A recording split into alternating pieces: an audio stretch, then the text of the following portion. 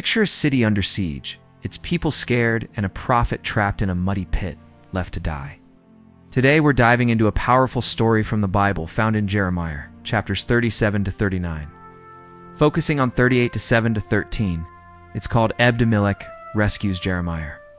And it's about a man named Ebed-Melech, an Ethiopian outsider, who risks everything to save God's prophet. This tale is gripping, full of courage, compassion, and a reminder that God sees the faithful, no matter who they are. It's like a story of an underdog stepping up when it matters most. Let's jump in and see why this moment shines so brightly. Our story takes place in Jerusalem around 587 BC, during a dark time for Judah, the southern kingdom of Israel. The powerful Babylonian army is camped outside the city, ready to attack. Food's running low, fear's running high, and the people are caught between hope and despair. King Zedekiah is on the throne, but he's weak, torn between listening to God's warnings and pleasing his advisors. For years, the prophet Jeremiah has been delivering God's messages, urging Judah to turn back to him, but his words aren't popular. He's been saying, "Surrender to Babylon, or the city will fall." To the leaders, that sounds like treason, like Jeremiah is siding with the enemy. Jeremiah has already been arrested, beaten, and thrown into a dungeon for his preaching. Now, some of the king's officials, guys like Shephatiah and Pashar, fed up. They go to Zedekiah and say, "This Jeremiah is a traitor. He's discouraging the people and the soldiers. Let's get rid of him." Zedekiah, spineless as ever, shrugs and says, "Do what you want."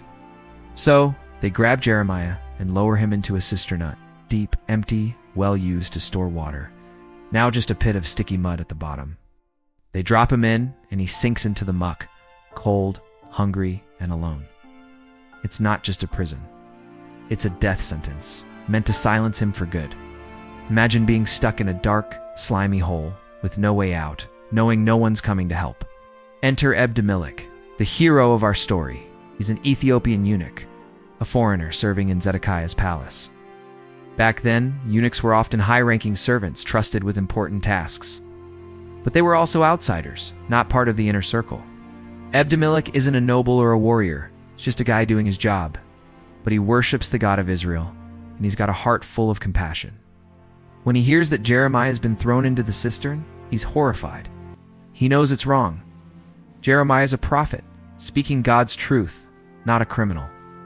Leaving him to die in that pit is unjust, and Ebed-Melech can't stay silent. Now, speaking up isn't easy. Ebed-Melech is an outsider, a foreigner with no real power. The officials who did this are dangerous, and the king's a pushover. Going against them could cost him his job, maybe his life. It's like standing up to a group of bullies at work when you read the new guy with no backup. But Ebed-Melech doesn't hesitate. He marches straight to the king's court, where Zedekiah is sitting with his advisors. Picture him, standing tall despite his nerves, his voice steady but urgent. "My lord the king," he says, "these men have done wrong. They've thrown Jeremiah into a cistern, and he's going to die down there from hunger and cold. This isn't right." Zedekiah is caught off guard. Maybe he feels guilty, or maybe Ebed-Melech's courage wakes him up. Whatever it is, the king listens. He says, "Take 30 men and get Jeremiah out of that cistern before he dies." 30 men. That's a lot, showing Zedekiah wants this done right. Maybe to make sure those officials don't interfere. Ebed-Melech doesn't waste a second. He gathers the men and heads to the cistern. But he's not just thinking about pulling Jeremiah out. He's thinking about the prophet's suffering. Ebed-Melech goes to the palace storeroom and grabs old rags and worn-out clothes. He lowers them down to Jeremiah with a rope, calling out, "Put these under your armpits to pad the ropes so they don't hurt you." It's a small but thoughtful act, like bringing a blanket to someone shivering in the cold. Jeremiah ties the rags around himself, and the men pull him up, out of the mud and darkness, back into the light.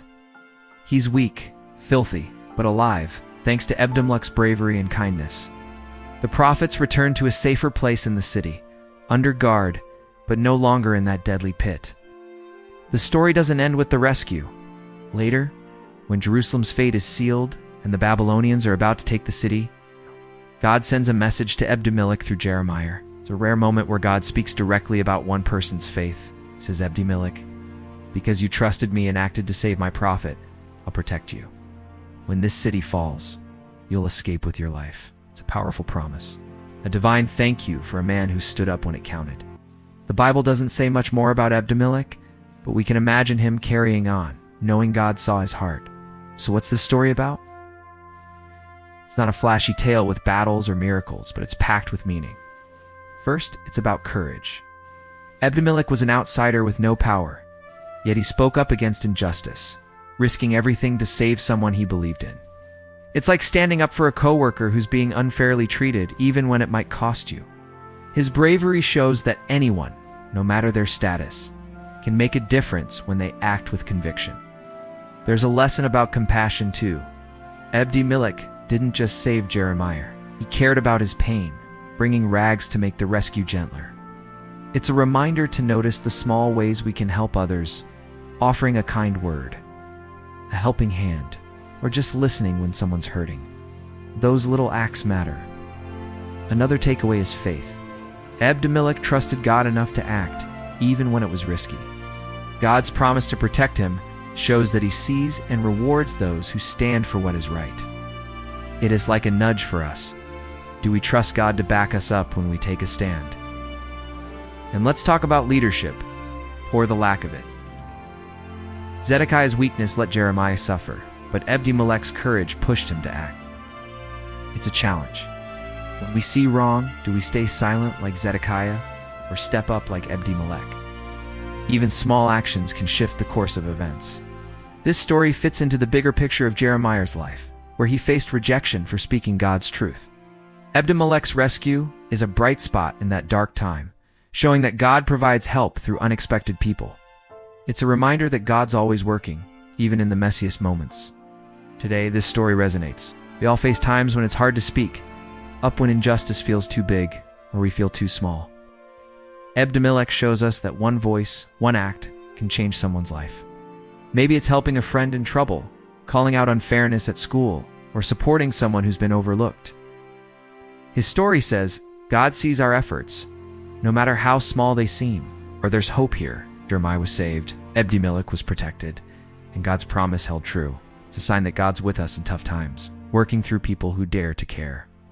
When we feel stuck in our own cistern, this story says help can come from unexpected places. Ebed-Melech rescues Jeremiah is a hidden gem in the Bible, short, but bursting with courage and heart. It's about an outsider who became a hero, a prophet who survived, and a God who honors the faithful. It challenges us to be brave, show compassion, and trust God's plan, even when the odds seem stacked against us. If you want to read it for yourself, check out Jeremiah, chapter 38, verses 7 to 13. Think about it. Where can you step up like Ebed-Melech? Who needs your help today? Thanks for joining me on this inspiring journey through the Bible. Until next time, stay bold and take care.